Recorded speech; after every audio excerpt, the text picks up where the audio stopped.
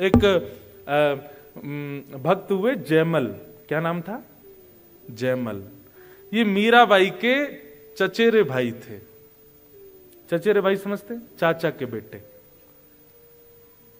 चाचा समझते हैं? तो चचेरे भाई थे जयमल। मीराबाई की भक्ति तो सबने सुनी, कभी जयमल की भक्ति सुनो। एक छत्र सम्राट थे जयमल, लेकिन प्रिया प्रियतम की ऐसी भक्ति करते थे, श्यामा श्याम की ऐसी, और अर्चन सेवा। हमारे वृंदावनियों में कीर्तन भक्ति ले रखी है गौड़िया वैष्णव संप्रदाय ने। हमारे वृंदावनियों में प्रसाद की, राग की, भोग की सेवा ले रखी है वल्लभ कुल ने। हमारे वृंदावन में श्रृंगार की और ठाकुर सेवा की जिम्मेवारी ले रखी है राधा वल्लभियों ने। ऐसे बटी हुई है सेवा। तो श्री राधा वल्लभ संप्रदाय से दीक्षित थे श्री जयमल जी, और अपने ठाकुर की बड़ी विशेष सेवा करते थे।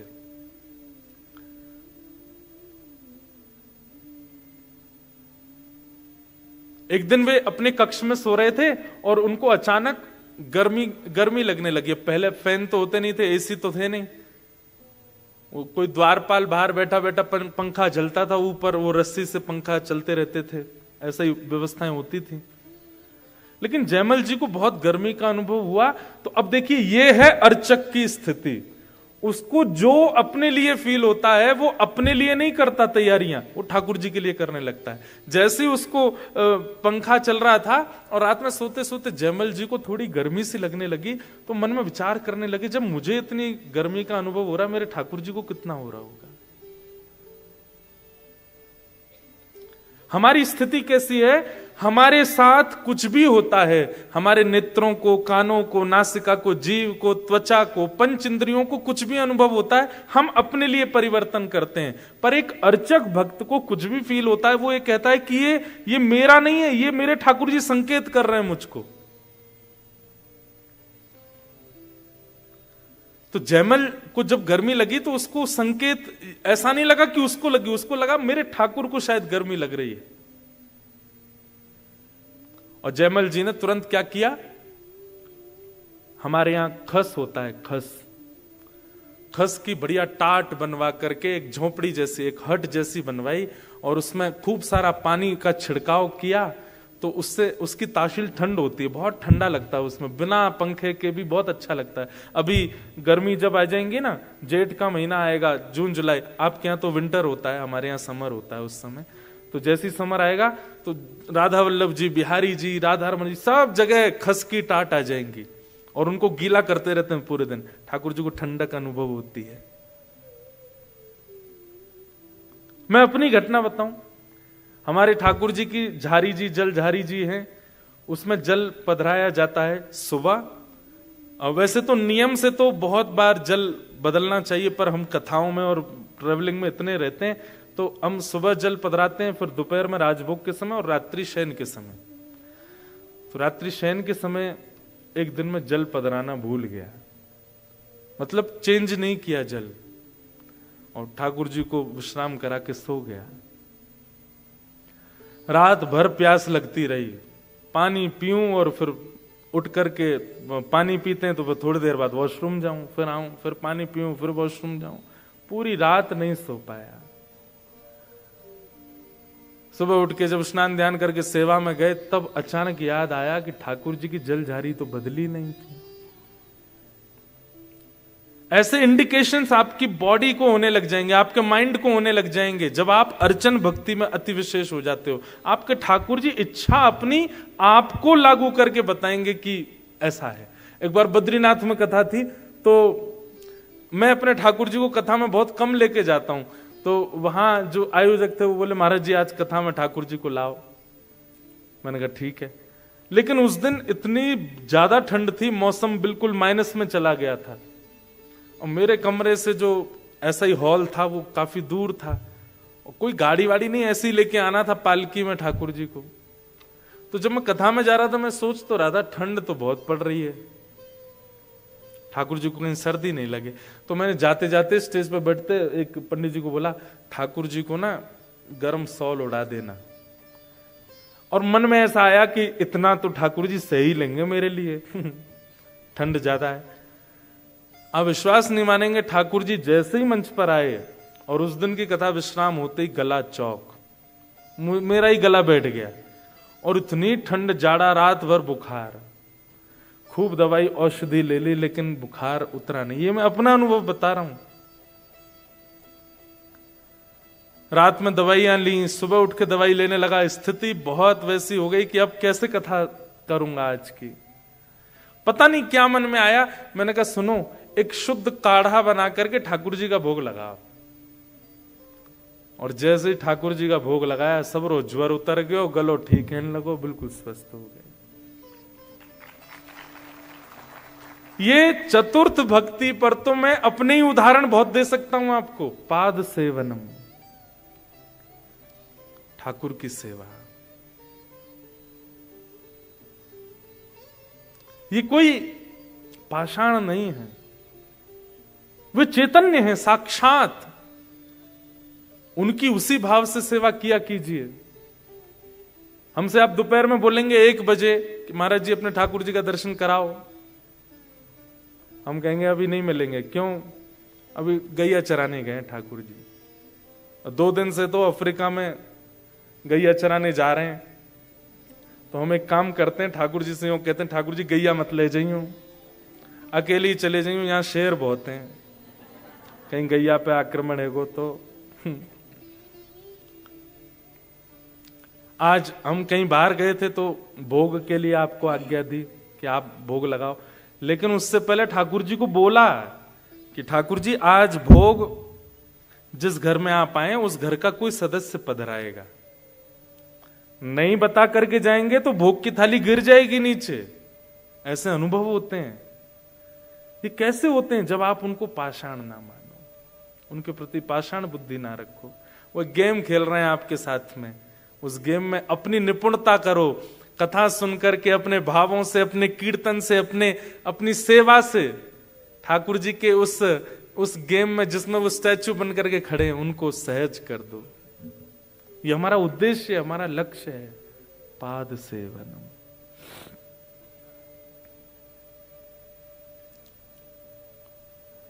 तो जयमल जी का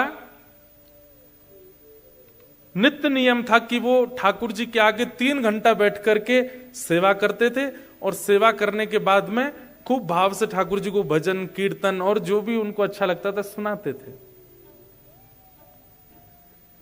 उनके विद्रोही, जो उनसे द्वेष मानते थे, जो उनसे लड़ना चाहते थे राजागण, वो जयमल जी को किसी भी रूप में हरा नहीं पा रहे थे। बहुत प्रतापी राजा थे। तभी किसी ने जाके बताया, बोले जयमल जी को हराने का एक ही उपाय है। बोले क्या? ये सुबह इतने बजे से इतने बजे के बीच में अपने ठाकुर की सेवा में होते हैं और उस समय ये कुछ नहीं करते। सख्त आदेश है पूरे राजभवन को कि इतनी देर, जितनी देर मैं सेवा में रहता हूं, मुझे कोई भी आकर के कुछ कहेगा नहीं। केवल राजमाता का अधिकार है मंदिर में आकर के वो मुझे कुछ संकेत कर सकती हैं, बाकी किसी का भी प्रवेश नहीं। अपनी पत्नी को भी नहीं आने देते थे। तो उनके जो शत्रु राजा थे उनको पता चल गया कि जयमल इतने से इतने बजे तक पूजा करते हैं। उन लोगों ने उसी समय आक्रमण किया उनके राज्य पर। राज्य पर आक्रमण हुआ, चारों तरफ से सेनाओं ने घेर लिया। मंत्री, महामंत्री, सेनापति दौड़े दौड़े, सब बोले क्या करें क्या करें। बोले ये तो वो काल है जिसमें राजा पूजा में बैठते हैं और अभी तो काल शुरू हुआ है, अगले 3-4 घंटे तक वो सेवा में रहेंगे। अब क्या करें? इतनी देर, जितनी देर वो सेवा में रहेंगे उतनी देर में तो ये पूरा राज्य लुट जाएगा। दौड़े दौड़े मंत्री गए राजमाता के पास। मां, आप ही जयमल जी को कहो कुछ करें, वो सेवा में बैठे हैं ठाकुर जी की में। राजमाता को अधिकार था, लेकिन इतना भी नहीं था कि कुछ बहुत बड़ा निर्णय लेने के लिए वो मंदिर में जाकर के उनसे कहें कि कुछ करो।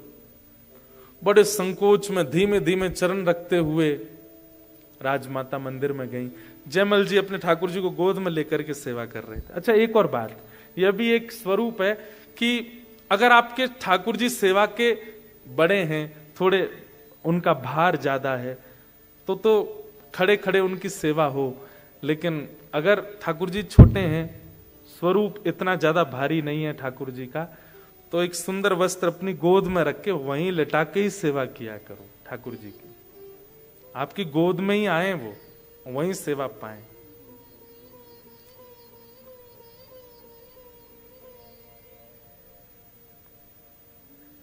मुझे तो बहुत सारे चरित्र याद आ जाते हैं एक के बाद एक। अब इसी बात पर एक चरित्र याद आया। ओरछा, हमारे भारत में मध्य प्रदेश में एक स्थान है ओरछा। वहां के राजा थे मधुकर शाह। उनकी पत्नी, पति थे कृष्ण भक्त, पत्नी थी राम भक्त। तो पत्नी जो थी ओरछा नरेश की, वो राम जी की सेवा करती थी, खड़े खड़े सेवा करती थी ठाकुर जी की। तो ठाकुर जी बोले, उनके एक दिन स्वप्न में आकर के बोले, आप हमारी 6-6, 7-7 घंटे तक सेवा करती हो, खड़े खड़े सेवा करती हो, तुम्हारे पांव सूज जाते हैं, हमको अच्छा नहीं लगता, आप बैठ के सेवा किया करो।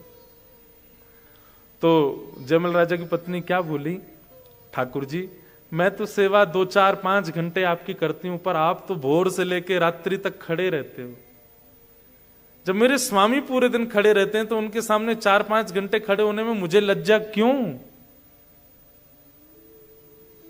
मैं खड़े खड़े ही सेवा करूंगी। मेरा ये सेवा धर्म नहीं है कि आप खड़े मैं बैठ जाऊं। खड़ी रहती ठाकुर जी के आगे, बैठती ही नहीं थी।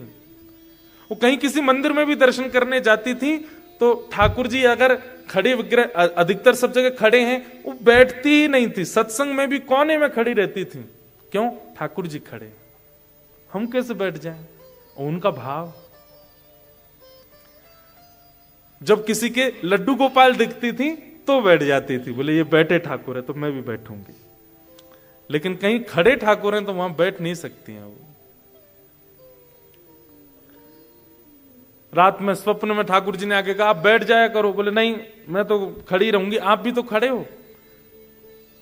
ठाकुर जी इतना कह के अंतर ध्यान हो गए। स्वप्न पूर्ण हुआ, ब्रह्म मुहूर्त हुआ, स्नान ध्यान करके आप जैसी सेवा में गई, क्या देखा, आपके राम लला भी बैठ गए। और आज भी ओरछा में श्री ठाकुर जी बैठे हुए हैं, उनकी भक्ति के लिए बैठ गए।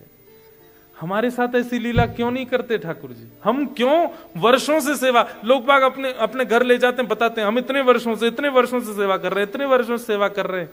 क्या परिवर्तन हुआ? पाद सेवनम। तो जयमल राजा की राजमाता ने आकर के बताया, बोले पुत्र जयमल, मुझे पता है तुम अभी सेवा में हो, अपने ठाकुर की अर्चना में लगे हो, पर एक बहुत बड़ा संकट राज्य पर आया है। और राज्य पर आए संकट के समय अगर राजा व्यस्त होगा तो राज्य का कैसे भला होगा? जयमल ने कहा, एक बात कही बस। बोले मां, इस भवन से बाहर दुनिया मुझे राजा मानती है, पर वास्तव में इस नगर के राजा ये हैं। और ये देख रहे हैं, दृष्टि है इनकी। मैं अपने नियम से पहले नहीं आऊंगा। आपके अंदर ये जड़ भाव इनके प्रति क्यों आया कि ये नहीं देखते हैं, केवल मैं देखता हूं। मैं अगर सेवा में लगा हूं तो इसका मतलब इतनी देर यही देख रहे हैं बाहर, इसलिए आप बिल्कुल चिंता ना करें, चले जाएं। अब राजमाता कहे, मैं क्या कहूं, बाहर सेनापति मंत्री आदि सब खड़े हैं। बाहर जाकर के राजमाता ने कहा, कुछ नहीं, तुम लोग सब बैठे रहो। जयमल तो बोलता है कि उसके ठाकुर देख रहे हैं सब।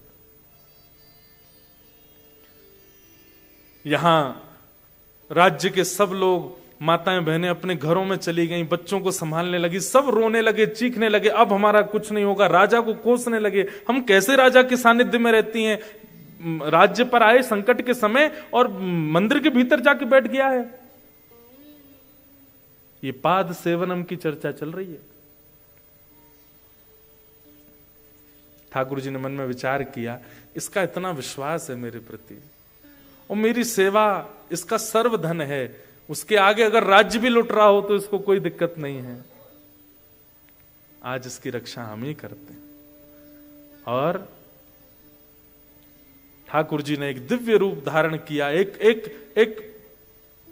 एक राजा का वेश धारण किया, किरीट धारण करके, धनुष लेकर के, बाण लेकर के ठाकुर जी घुड़साल में गए और राजा का निज घोड़ा जो था उसी पर ठाकुर जी बैठ गए और घोड़े को लेकर के राजभवन के ऊपर गए और ऊपर जाकर के वहां से पूरी सेना को देखने लगे। सेना को दिख रहा है कि कोई खड़ा है ऊपर छत पर राजभवन के, और वहीं से एक चाबुक मार करके छलांग मारी, सीधे पहुंच गए रणभूमि में, अकेले, कोई भी नहीं साथ में, कोई और नहीं, ठाकुर जी गए। तस्कर से एक बाण भी नहीं निकाला और पूरी सेना को तबाह कर दिया। कैसे? अपने नेत्रों से, केवल अपनी मुस्कान से। सेना आती है लड़ने के लिए, धनुष बाण चढ़ा चढ़ा करके, तलवार उठा करके, और जैसे ही ठाकुर जी के पास पहुंचती है, ठाकुर जी उस सेना को देख करके हंस जाते हैं। जैसे ही हंसते हैं सारी सेना गिर जाती है, मोहित होकर के गिरने लगी। धीमे धीमे धीमे धीमे सारी सेना ऐसी पस्त होती रही। जो मुख्य प्रमुख राजा था उसके पास जैसे घोड़ा लेकर के पहुंचे, वो देखने लगा, बोले ये कैसा अकेला व्यक्ति पूरी सेना नष्ट करता आया है। उसके सन्मुख जाकर के ठाकुर जी ने अपनी भौहें थोड़ी सी हिलाई, अपने मुख की एक मधुर मुस्कान से कुछ, ठाकुर जी एक्सप्रेशन किंग हैं हमारे ठाकुर जी, ऐसे ऐसे एक्सप्रेशन बनाते हैं। हमारे चतुर्भुज दास जी कहते हैं, बंक चितय मुस्काए के सुंदर वदन दिखाए। ठाकुर जी बांके मुस्काते हैं, केवल आधा होठ ऊपर जाता है ठाकुर जी का, उतने में ही तो कल सबके प्राण हरण हो जाते हैं। गोपियां गोपी गीत में, वेणु गीत में क्या क्या नहीं कहती ठाकुर जी के रूप के लिए। अधरम मधुरम वदनम मधुरम, हसितम मधुरम चलितम मधुरम। श्रीमद् वल्लभाचार्य जी द्वारा विरचित मधुराष्टकम। अधरम मधुरम वदनम मधुरम, मधुराधिपते अखिलम मधुरम। जैसे किसी भी अत्यंत गुणवान व्यक्ति को आपके सामने खड़ा कर दिया जाए, उसमें भी एक दोष तो आप ढूंढ ही लोगे। वो एक होता है ना, रूप के कॉम्पिटिशन्स होते हैं कई सारे, स्वरूप के, उसमें बहनें भी भाग लेती हैं, भाई लोग भी लेते हैं। हमारे जैसे मिस्टर इंडिया होता है, मिस्टर वर्ल्ड होता है, ऐसे मिस यूनिवर्स और ये सब होते हैं ना। ले आओ पिछले 7 बार की बनी हुई सारी मिस यूनिवर्स और मिस्टर यूनिवर्स को ले आओ, उनमें भी दोष दिख जाएंगे आपको। जिनको पूरे यूनिवर्स का सबसे सुंदर व्यक्ति बताया गया, वो भी दोष युक्त दिख जाएंगे। लेकिन श्रीमद् वल्लभाचार्य जी कहते हैं, कृष्ण में आप एक दोष भी नहीं देख पाओगे। दोष की क्रिया कौन कौन सी होती है? बोले वमितम मधुरम। अब वमित करते समय कोई मधुर कैसे लग सकता है? वमितम मधुरम मतलब मुख में पानी लेके उसको उगलना। बोले वो रूप भी अगर आपने कृष्ण का देख लिया तो पागल हो जाओगे, इतने सुंदर लगते हैं। चलते हैं मधुर, बैठते हैं मधुर, हंसते हैं मधुर, नाचते हैं मधुर, बोलते हैं मधुर, सब कुछ मधुर। इसीलिए कहा मधुराधिपते अखिलम मधुरम। बहुत सुंदर है। ठाकुर जी ने पूरी सेना को अपनी केवल रूप माधुरी से मोहित कर दिया। सब पस्त होकर के गिर पड़े।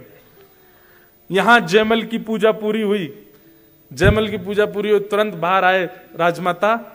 क्या हुआ? कुछ आक्रमण आदि? बोले नहीं, अभी तक तो नहीं हुआ है, लेकिन अब तुम देरी मत करो, जल्दी अपने कवच आदि पहनो, निकल जाओ युद्ध के लिए। पूरी सेना को आज्ञा कर दी, जाइए सब लोग तैयारी कीजिए, द्वार पर जाके खड़े हो जाइए। अब मेरी पूजा पूरी हो गई, अब तक तो ठाकुर जी रक्षा कर रहे थे, अब मैं जाऊंगा युद्ध के लिए, मेरा घोड़ा लेकर के आओ। महाराज वो घोड़ा हांफता हुआ आ रहा था। जयमल बोला, इस पर कोई दौड़ के गया था क्या? नहीं महाराज, घुड़साल में ही खड़ा था। पांव देखे तो पांव में मिट्टियां लगी थी। बोले कोई तो गया, अब इतना सोचने का समय नहीं है, इस पर बैठो। जैसे ही बैठा, कस्तूरी की ऐसी अद्भुत सुगंध उस घोड़े में से आ रही है। उसको संकेत तो हो रहा था कुछ तो अलग है। जैसे ही उसने चाबुक खींची, द्वार खुला राज्य का। बाहर जाकर के देखा सारी सेना सो रही है, दूर दूर तक सारे सैनिक पड़े हुए लेटे हुए हैं, कोई भी युद्ध के लिए नहीं खड़ा है। जयमल बोला ये क्या हुआ है? पूरी सेना देख करके आश्चर्यचकित, बोले हमें नहीं पता महाराज। सबको देखा तो कोई मरा नहीं है, सब लोग पड़े हैं बस, हाँ हाँ, अपने हृदय पर रख करके, मानो जैसे किसी पीड़ा में कोई पीड़ित रोता है, ऐसे सब रो रहे हैं। जयमल सबके पास घूमता हुआ जैसे मुख्य राजा के पास गया, उसको देखा तो वह भी बस अपने हृदय पर हाथ रख करके, नेत्रों से अश्रुपात हो रहे हैं, पूरा शरीर कांप रहा है। जयमल अपने घोड़े से उतर करके गया, उसके मुख पर जल डाला। ए भाई, तुम युद्ध करने के लिए आए थे और युद्ध तो किया नहीं, ये तुम्हारी स्थिति क्या हो गई? क्या क्या बात है? राजा को होश आया, जयमल के चरण पकड़ लिए और चरण पकड़ करके बोले, मैं तुम्हारे सामने नतमस्तक हो जाऊंगा, अपने राज्य को भी तुम्हारे चरणों में न्योछावर कर दूंगा, केवल उस सेवक, अपने उस सैनिक का दर्शन करा दो जिसको तुमने अभी भेजा था। ऐसे सुंदर नेत्र, ऐसी सुंदर नासिका, ऐसी सुंदर मुस्कान, उसका मुखमंडल इतना इतना लावण्यपूर्ण।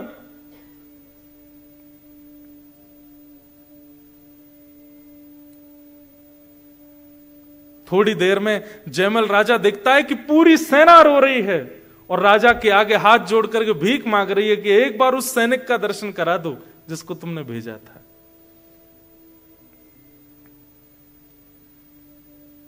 जयमल आश्चर्य में है, कौन सैनिक आया ऐसा? अपनी सेना से पूछा, कोई गया था क्या बाहर? बोले हम में से तो कोई नहीं गया।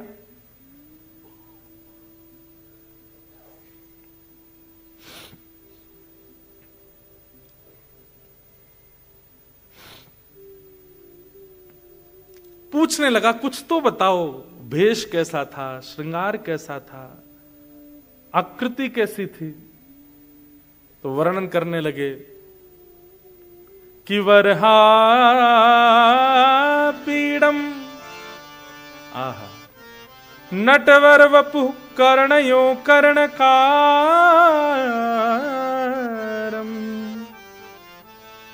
बोले सैनिक तो धनुष बाण लेकर के चलते हैं, पर उसके धनुष बाण तो तस्कर में ही रखे थे, धनुष लटका ही हुआ था।